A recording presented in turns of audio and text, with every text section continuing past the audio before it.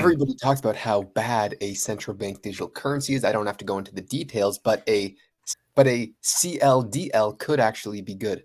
Why, Justin? Yeah, so first off, what the hell is a CLDL? It's a centralized ledger. So what the hell is a CLDL?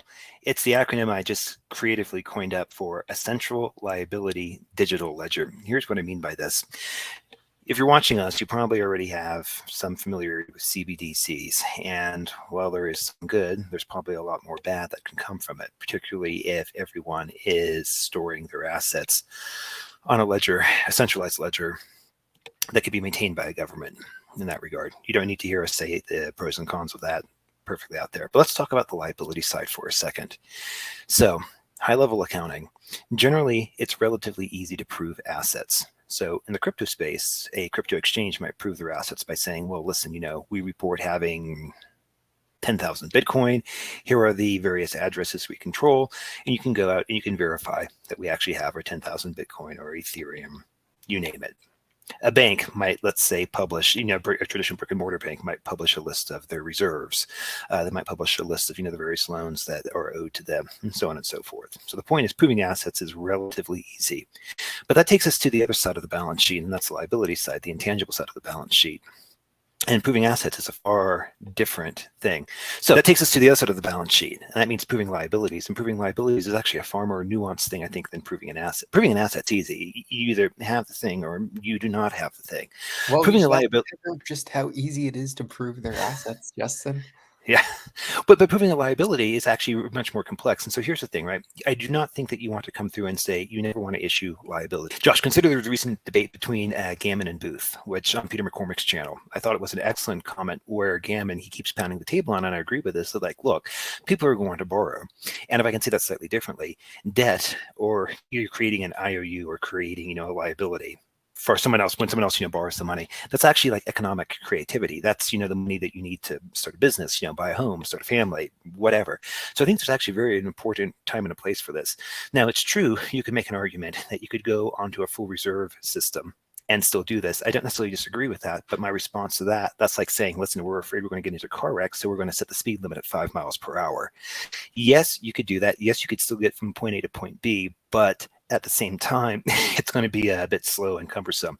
At the same time, too, you have the other side of the equation, which is kind of what we're on right now, where there's no speed limit. In fact, people are encouraged to drive as fast as they can, blinded, looking backwards via the Braille method down the road. Yeah, you can get from point A to point B quicker, at least some can, but there's going to be a lot of collateral damage. So anyway, let's go back to CLDL. Central. Well, Justin, what do you mean by right now we are driving backwards with no speed limit? Oh, so what I mean by this regard is that, so let's just stick to the world of central, or let's just stick to the world of, traditional commercial banks. So these banks will have to report to various regulators or to their shareholders, if applicable, the loans that they have issued. So in other words, if a bank's going to extend credit, the bank is actually taking on a liability. They're issuing IOU dollars, IOU euros, pounds, whatever. And there is some regulatory framework that standardizes reporting from this, but we've got two things that come up. Number one, these I can immediately think of.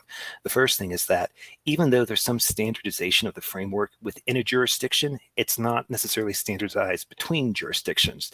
There are definitely similarities, but who's to say, let's say the reporting framework in India for a bank, making a loan would be similar to, let's say, the reporting framework in Brazil or whatnot.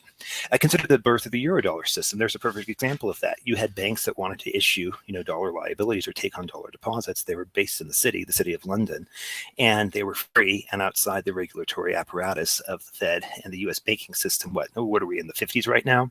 They're about. So there's a perfect example of that. So that's the first thing you have.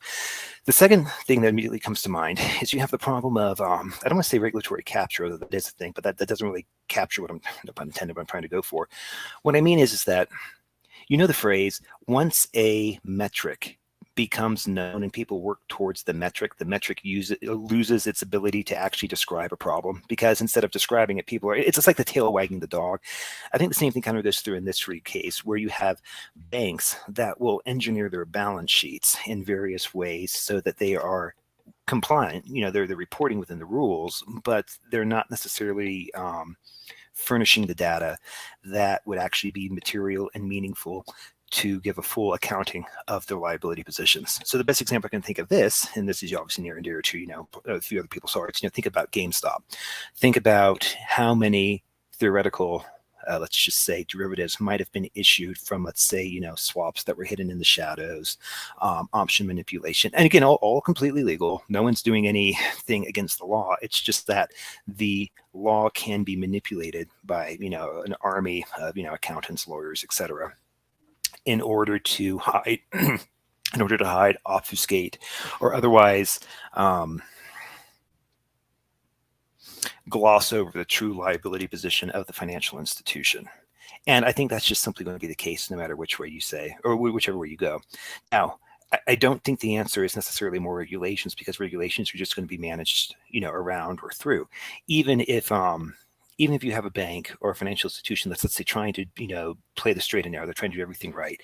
Rickards comments on this. VAR would be a good example, where if a financial institution is using VAR to offset their total risk, and again, let's just say they're not trying to do any shenanigans. They're trying to That play is it by just for context, value at risk. It is a Yep. risk model that these banks will put into practice. Keep going, Jesse. Exactly.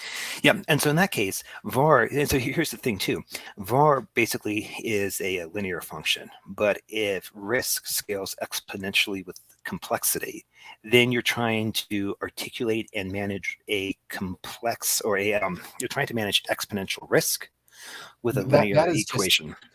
all correlations go to 1 in a crisis. And when Yeah. you have a risk model that shows, hey, these stocks are anti-correlated and this security does not match with this. Therefore, if we have them both in a portfolio, if this one's going up and this one's going down, we should be okay, because that correlation is always going to say the same. But in reality, what happens when all risk assets just correlate to 1? Because that happens pretty much every single crisis. They say it's a 5 standard deviation move, but every single 5 standard deviation move turns into an 8 standard deviation move, and it happens 4 times a year. And it is very easy to blow out of proportion due to liquidity risks and factors Yeah. that are not adjusted into their models. And you've seen this time and time again. I don't think I need to explain further. Yeah. I mean, the technical terms, or I mean, you can think of a black swan, or if you want to be a little bit more highfalutin in your language, conditional correlation is the thing on this regard. So anyways, my comment from all of this is, okay, great. So if I had to read it, so okay, Justin, you've done a lot of whining, you've done a lot of bitching. What's your actual solution for this?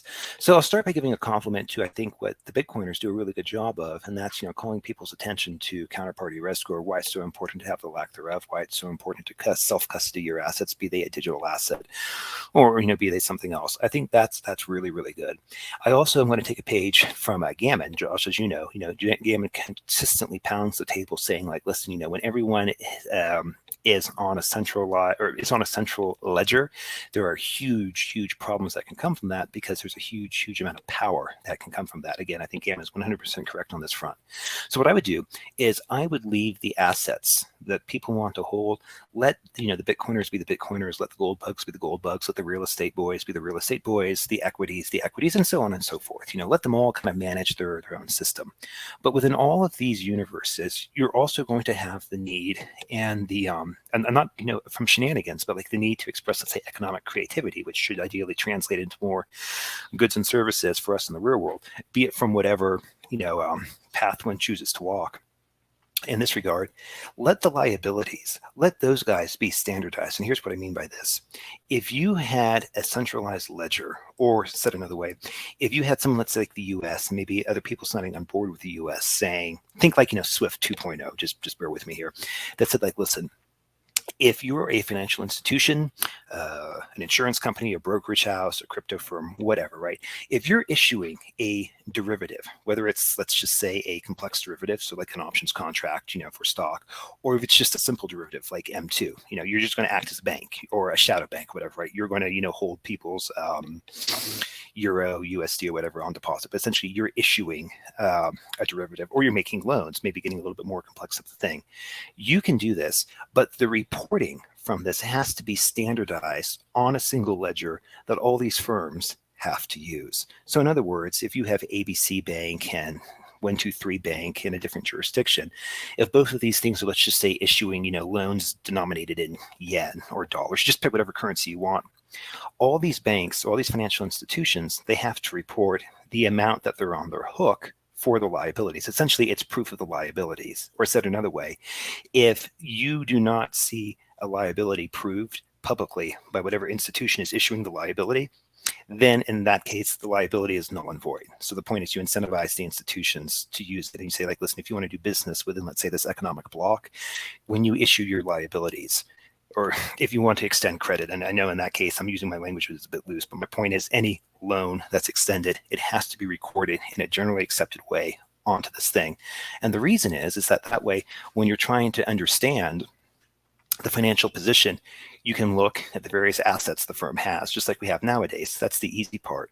But by the standardization of the liabilities, by a central liability digital ledger, CLDL, you now have the ability to standardize and report across all these sectors the various liabilities that these firms are on the hook for, whether it's dollars, whether it's barrels of oil they've agreed to purchase, you name it. Yeah, so this comes back to the phrase, we need more transparency in our financial Mhm. system that we talk so much about, because this is the function that it would actually play. And unfortunately, a central bank digital currency would actually play that role. It would play it very well because, Well, well, no, well, no, because no, no. But hold on. They see, no, I it know actually. that. Can I just speak for Yeah, a few yeah, yeah. seconds? Yeah, sorry, go, go, go. Yeah. So a central bank digital currency would actually play that role. And hear me out.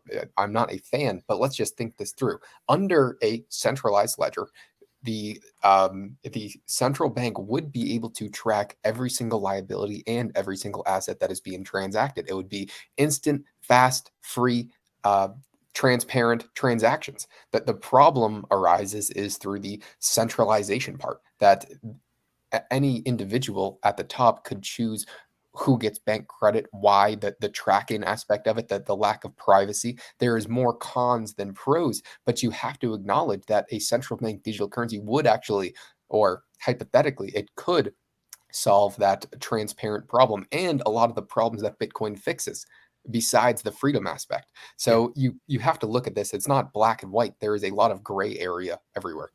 Yeah, Josh, that's a good point. So let me put some nuances on that. So I would say as a 1.0, completely agree with you. But let's just say, okay, well, listen, that might be a good place to start, kicking around an idea, but it might not be the best place to end. So Well, what I'm can we not do? saying that a central bank digital currency is good. I would be the first person to say it is probably the worst thing we could possibly have. I just have to admit that there are pros to it. It would be Okay, free. fair, fair. Instant. I think it does what Bitcoin's from a transactional perspective better, Yeah. because it would be much quicker. It would be actually free. You could literally send it anywhere. Yeah. So let's ask this question. How can we take the pros but leave the cons? And so let me Yeah, take that yeah. Well, idea and besides let me run with instead that. of doing a tops down approach, exactly what I think a lot of cryptos are now trying to do. It is a bottoms up. Let the free market decide what is the best and go from there. Yeah. And so here's how I would, split the baby in this regard. I would start with the idea, and you probably do need a central or a consortia of centrals, standing behind this. But here's how I would say it is like, look, at the end of the day, we, the centrals, are going to agree. We are going to run a centralized ledger. The centralized ledger, we will have the ledger itself will have an asset, more on that in a second. But really the goal for here is to focus on the liability side of the equation. And for liabilities that the central bank might not necessarily issue. For example, a central bank will not issue, or let's just assume will not issue barrels of oil, bushels of wheat, currency denominated outside, their jurisdiction, and so on and so forth. But rather what they do is to say, listen, we, the centrals, are going to maintain a network. And the network, instead of being focused on both the assets and the liabilities, the heavy focus is just going to be on the liabilities. You, the individuals and the financial firms, whatever, right, run whatever, ledgers you want on the asset side of the equation, and even the liability side of the equation. Do whatever you want, for that. But if you want to engage in, let's say, commerce, particularly in the aspect of issuing debt or something that would be similar to debt, like, let's say, a derivative, if you're going to do that, you then, as a financial institution, have to report in a way that's compatible with a central liability digital ledger. And I keep emphasizing the L, central liability digital ledger versus a central bank digital currency on that front. And I think in that situation, you actually create space where you can have assets that can compete and that people can choose based upon, their risk profile. Again, like people want to sit in Bitcoin, ETH, sit in ETH, sit in real estate, dollars, yen, whatever. You can do that. But if a firm is going to, let's say, touch the real world, whether it's a crypto exchange, whether it's a financial institution, insurance company, whatever, any liability that's issued by the firm, be it fiat, be it crypto, be it a commodities derivative, it has to be reported on this central ledger in a way that's standardized and transparent, and everyone has to play by the same rules, which addresses the point that you made, Josh. I think it's a very good point. Right now, we have this huge problem of information asymmetry, where the simple investor, yes, they might be able to look at a balance sheet, but unless you're digging into the footnotes, good luck trying to figure anything out. And even the footnotes themselves, VAR being a good example of this, might not necessarily tell you the entire story. So that'd be the first thing. And the second thing I would have is that even if you have centrals running a thing, you almost want decentralized centralization. And so I would be very curious, not I'm saying that the centrals would go for it, but just as a thought experiment, hear me out. If you had a centralized ledger that was running, but the token of the or whatever the native asset of the ledger was truly decentralized, and in other words, in order to create more of it, or in order to freeze an account with a forced transfer to someone, you had to have an incredible amount of consensus within the players on the network, and not just the centrals, but banks, individuals themselves could run it. Think like the Bitcoiners with the nodes, if my term is correct. The point is that if you're going to make a modification to the network in this regard, pretty much there's a very high bar. 75-80% of the network has to agree with it. And even if all the centrals, for example, want to go for it, they still won't have the ability to override the network and ram it through. So that goes down from a tops down approach instead of, that goes from a bottoms up approach instead of tops down, which is the opposite of a central bank digital currency. Justin, I feasibly can't do any more minutes on this. I would love to stay, but I got to get back to work. I will see you guys later. Okay. Justin, we'll do a part 2 soon. Okay.